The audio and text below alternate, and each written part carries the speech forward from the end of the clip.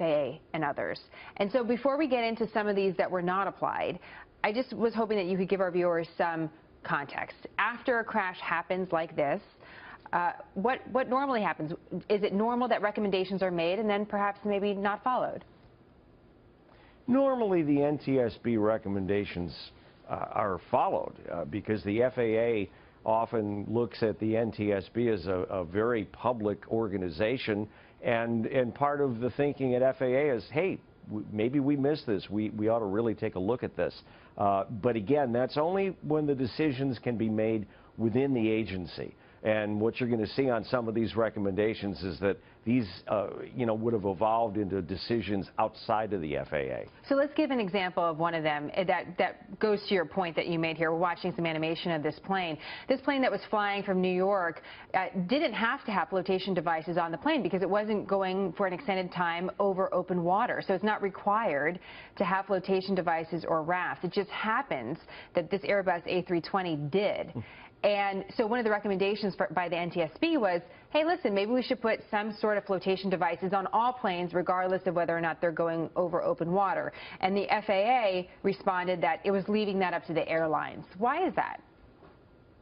Because the FAA does not want to be involved in telling the airlines that they need to add equipment to their airplanes that's, one, expensive, and two, is heavy, which means that they can carry less fuel and maybe one or two fewer paying passengers. And of course, that's part of the miracle, I think, of the miracle on the Hudson. This is the luck that happened, that they just happened to have that particular airplane that day. And we should point out it was freezing cold, so if they didn't have any of these flotation devices, hypothermia would be a major issue for some of these passengers. Absolutely. And instead everybody survived. Do you think it is, I understand your point about the FAA not wanting to get involved with some of the big businesses that are the airlines, but do you think it makes sense that airplanes do have some sort of flotation device regardless of where you're flying?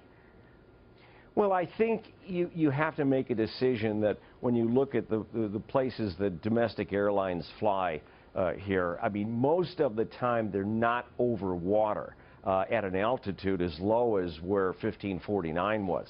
So it's a very, very rare possibility that they could be used. And the airlines are saying, hey, come on, give me a break. Okay. Spend all that money.